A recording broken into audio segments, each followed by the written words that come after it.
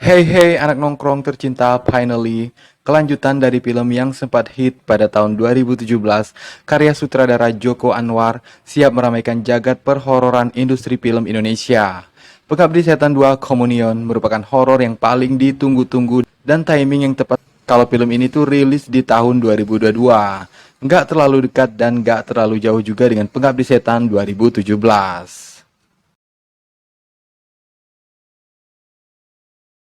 Sequel keduanya ini akan tayang di bioskop pada 4 Agustus 2022 nanti. Pada nonton kan kalian semua, jangan nungguin di tele apalagi BlackBerry Messenger ya anak nongkrong.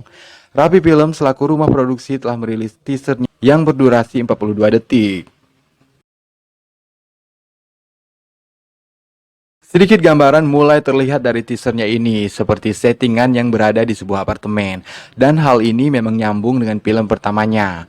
Nah, kira-kira apalagi nih yang bisa kita temui di teasernya ini? Yuk sama-sama kita breakdown.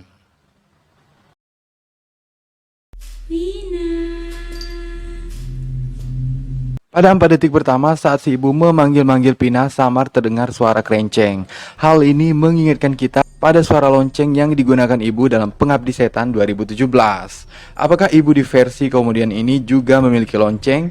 Coba kita dengar sekali lagi. Wina,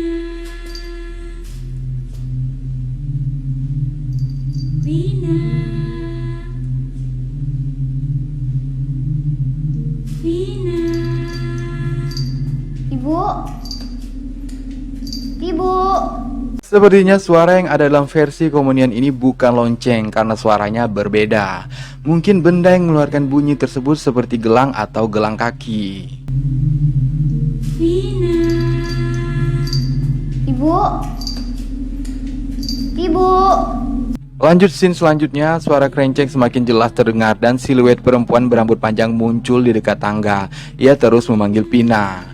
Scene ibu yang memanggil anaknya seperti ini sudah pernah ada dalam film aslinya, ketika Tommy berada di dalam kamar. Scene ini merupakan salah satu bagian paling menyeramkan dan membekas bagi yang pernah menonton versi 1980.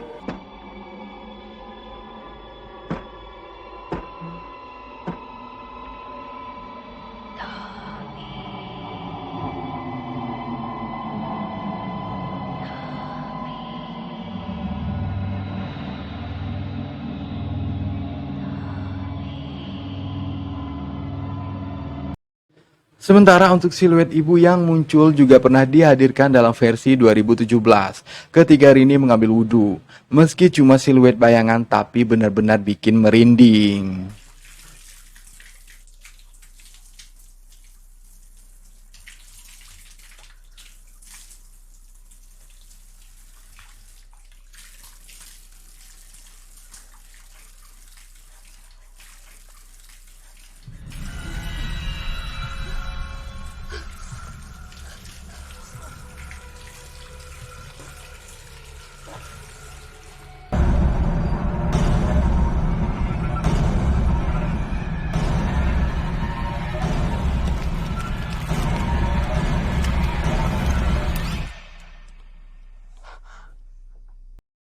Di akhir teaser, Pina berhenti di tengah apartemen, tepat di depan lift yang terbuka di tengah kegelapan.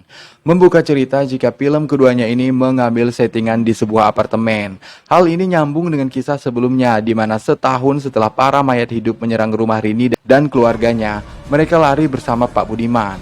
Mereka pindah ke apartemen yang sialnya ternyata ditempati juga oleh pasangan Harvesters, yaitu Batara dan Darmina.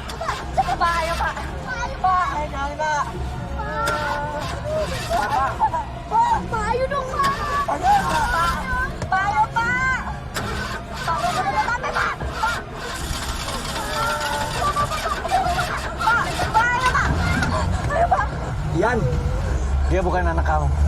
Sejak awal dia bukan anak kamu.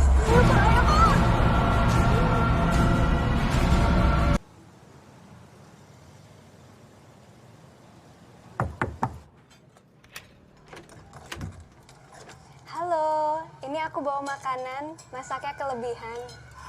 Terima kasih, Bu. Kebetulan kami hari ini cuma masak telur. Kalau perlu makanan, ke rumah aku aja, aku sering masak banyak. Makasih banyak ya, Bu. Sama-sama.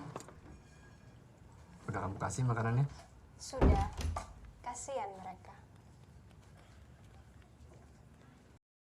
FYI, Darmina adalah satu-satunya karakter dari Pengabdi Setan 1980 yang kembali dihadirkan dalam 2 film terbarunya. Dalam originalnya, Darmina adalah antagonis utama yang menjadi dalang di balik teror-teror hantu yang menimpa keluarga Pak Munarto yang diceritakan jauh dari agama. Maaf, saya tidak sengaja. Saya mau membersihkan. Balik lagi ke teasernya, ketika kita mengamatinya akan muncul pertanyaan, siapa Pina dan siapa si ibu? Hal ini sepertinya akan sama dengan film sebelumnya, di mana setelah kematian ibu, Mawarni Suwono yang merupakan mantan penyanyi, Rini dan keluarganya dihantui oleh sosok yang menyerupai ibu mereka. Di ending terungkap jika ternyata Ian, anak bungsu di keluarga tersebut, merupakan anak titisan iblis dan akhirnya bergabung bersama ibu dan mayat-mayat hidup lainnya.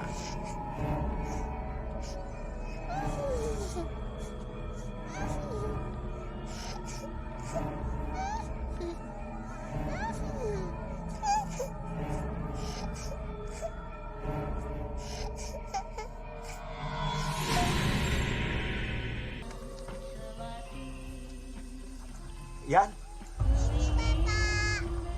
Pak, masuk Pak.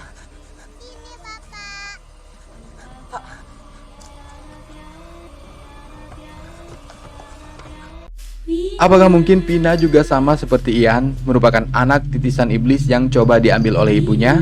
Karena dalam mini teasernya terdengar suara seorang gadis kecil yang ketakutan di dalam kuburan. Saya, tolong sampaikan sakit.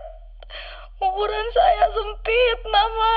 Daging saya digigiti belatung. Mama, saya di kuburan disiksa terus. Tolong, Mama, mereka datang lagi. Dalam versi original dan 2017, lokasi dominan yang digunakan adalah sebuah rumah. Merupakan pilihan yang tepat kalau untuk sequel selanjutnya film ini mengambil set di sebuah apartemen. Untuk menghindari kebosanan dan nuansa baru, tentu saja akan banyak hal yang bisa dieksplor ketika settingan berada di sebuah apartemen. Baik itu karakter-karakternya maupun tempat-tempat yang potensial untuk membuat penonton ketakutan.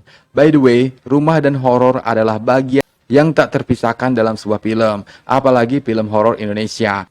Entah sudah berapa ribuan film horor Indonesia yang bersetting di sebuah rumah. Rasanya bukan Joko Anwar kalau harus kembali mengulang hal yang sama seperti film sebelumnya. Meskipun rumah Pengabdi Setan yang berada di Kecamatan Pandeglang dalam film pertamanya menjadi fenomenal dan kini menjadi salah satu tempat wisata.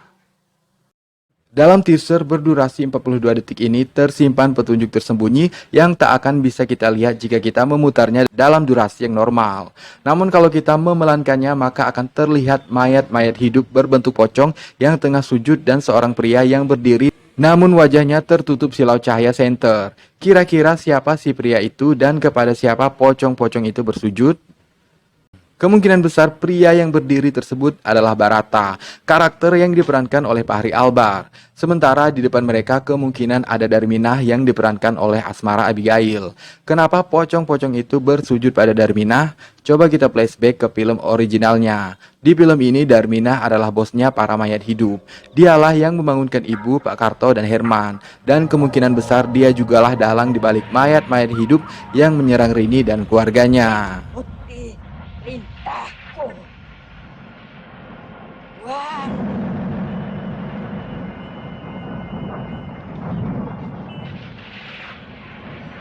Bangkit. Anak nongkrong, apakah kamu melihat petunjuk lain dalam teaser Pengabdi Setan 2022 ini? Tulis di kolom komentar ya.